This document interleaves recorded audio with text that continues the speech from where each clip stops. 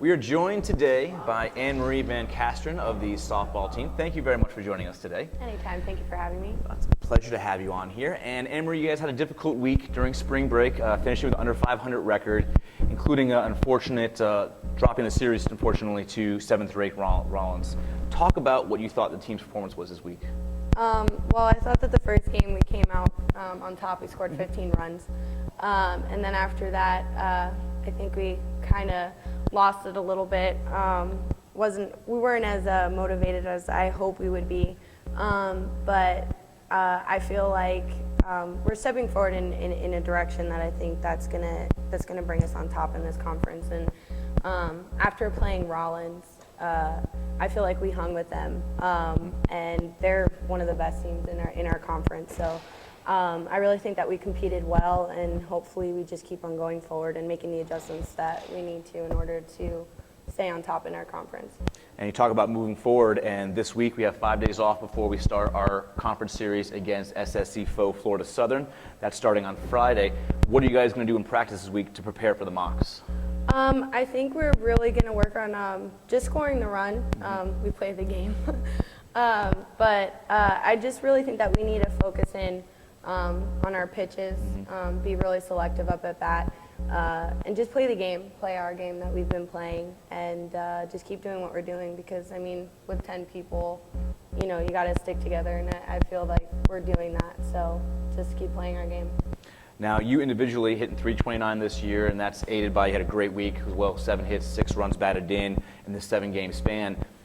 With 10 players on the squad, what's your role on the team, and what are you doing to motivate your teammates? Well, I feel as one of the upperclassmen, we have a few of us, we're really trying to keep everybody as a family and keep everybody together on the same page.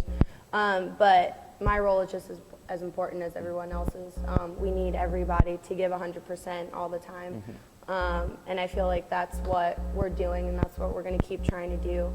And I'm just, to motivate my teammates, I just, you know, always tell them to keep their heads up, keep their heads in the game, and keep doing what they're doing, because if we work collectively as a team, then no one's going to stop us. So.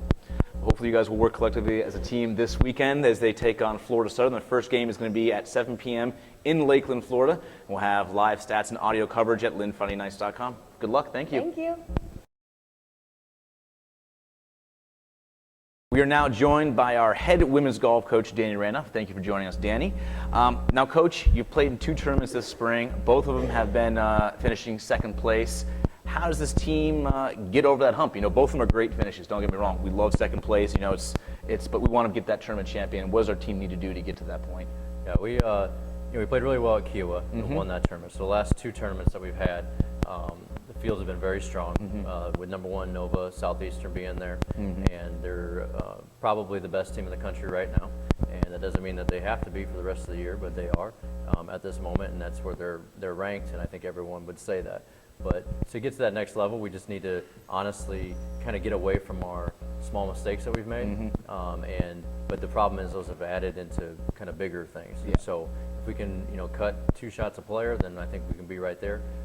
Maybe obviously more would be better, but I think we can definitely cut out 1 or 2 shots a player, you know, over the days, you know, whether it's 3 rounds or 2 rounds or whatever it might be. So that's really it, is mainly just trying to get ourselves in a better position and kind of stay away from those mistakes that I know we can correct, which is nice. Now, you guys have had some great contributions top to bottom in your lineup. Now, how does it make you feel knowing that anybody on your team can score, can be the low scorer, and really lead this team? Yeah.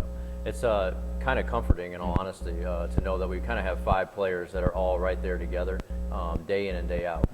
We obviously have a difference between 1 and 5, but as you said, as any given day, someone will help us. Or if we have 36 holes in a day, it was nice to have, you know, maybe somebody didn't play as well in the morning, but then played well in the afternoon. And so our depth is good. That's what allows us, I think, to be as successful as we've been. The consistency, like I said, it makes it a little more comforting to me, because I know that on any given day, we're probably going to have 4 players play well.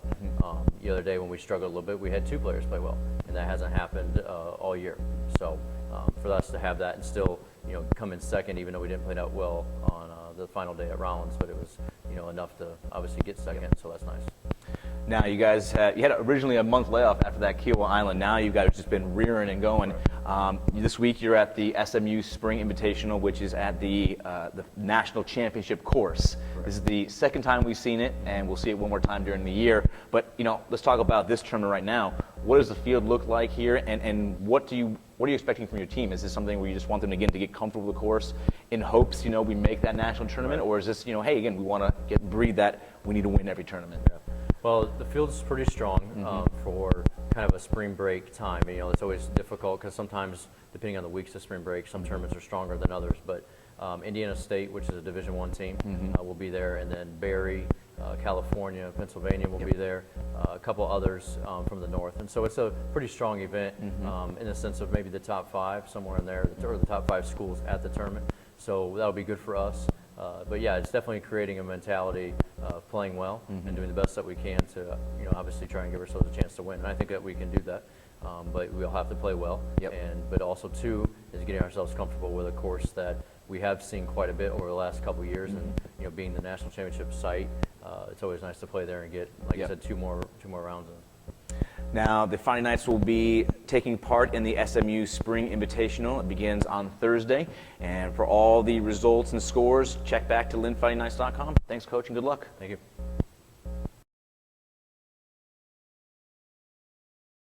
All right, fans, we are joined now by Charlotte Nelson James of the women's basketball team. And Charlotte, let's just get it out of the way right now. Congratulations, you guys are in the NCAA tournament. This is a fantastic, fantastic season. And how does it feel for you? So how do you feel about making it to the NCAA tournament after already a great season? Feels awesome. I'm glad that we could prove to everybody that we made such a great accomplishment. We have great talent on the team. So now we just have to show everyone that we have great talent. We're going to beat some butt this year. Heck yeah. Now, you personally have made, I think, tremendous strides on the offensive end this year. Your numbers are pretty much around the same, but you're shooting 48% this year, and it's up from 36% last year. Now, what did you do in the offseason and even throughout this season that's really helped you become a better offensive player? Just put up more shots and be more confident. I can say that much. I know that I had to play a big role for my team this year and step up my game, so I just head to the gym more often, and that's pretty much it. So we're going back to the NCAA tournament, and we are the number 4 seed. We're going to be taking on the number 5 seed Rollins. Rollins coming off a second consecutive SSC championship, but we've already beat the Tars twice this year. On the other side is it's very tough to beat a team 3 times in a year, which we already know that. So what does our team need to do to be effective against the Tars offensively and defensively? Definitely put up more layups. We have to make layups. My coach hasn't stressed that enough. And on the defensive end, just run them off the three-point line. They have a couple of three-point shooters, and stop easy layups for them to run on them a little bit, and that's pretty much it. Now, if and when we beat the Tars, we will be pit against potentially Nova Southeastern or Clark Atlanta. Nova Southeastern, the top seed in this tournament. Now, how much is the team looking forward to potentially a third showdown with Nova Southeastern? We're not really focused on that game yet. We're really focused on Rollins and beating Rollins first, taking one step at a time. That's good to hear. The Fighting Knights will be in action. The tournament starts on Friday. The Fighting Knights will be at 8:30 against Rollins. That game is going to be at Nova Southeastern, and you'll have live audio coverage at LynnFightingKnights.com. Good luck. Thank you.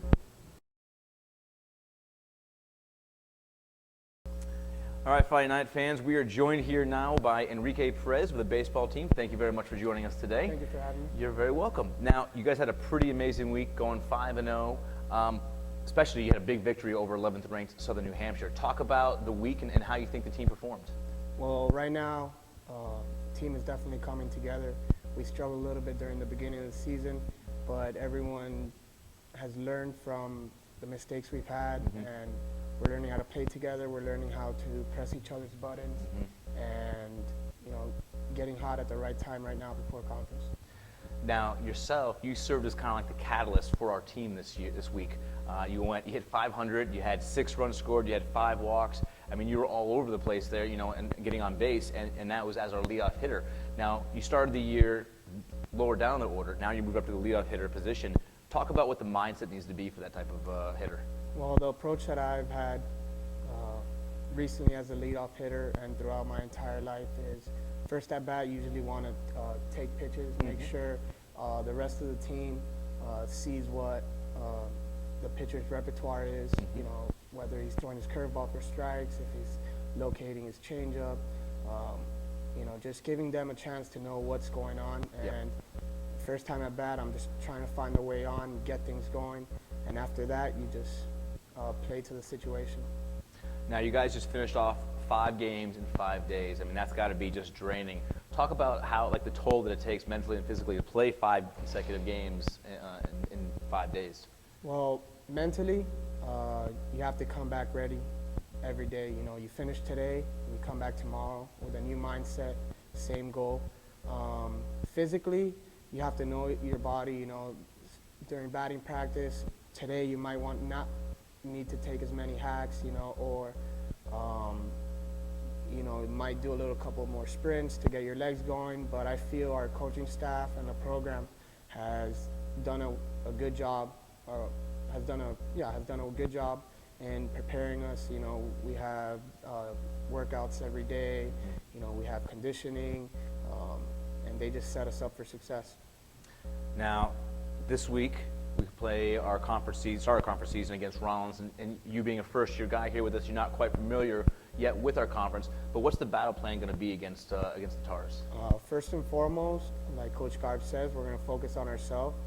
You know, whatever we could control and whatever we could bring to the game, that's what we need to focus on. We need to focus on ourselves. Now, I'm obviously new here. Garb's been here for a while, and the assistant coaches do a great job of giving us scouting reports. They know, you know, pitchers that are coming out of the pen, starting pitchers, what they throw, what they may throw in certain counts. We have charts on their hitters. They set us up defensively, and we're going to be ready to play. Well, the Fighting Knights, first, before they get into Rollins, will be taking on UMass Lowell on Tuesday. That game is set for a 3 p.m. first pitch, and then we start our 3-game series against the Tars on Friday at 3 p.m.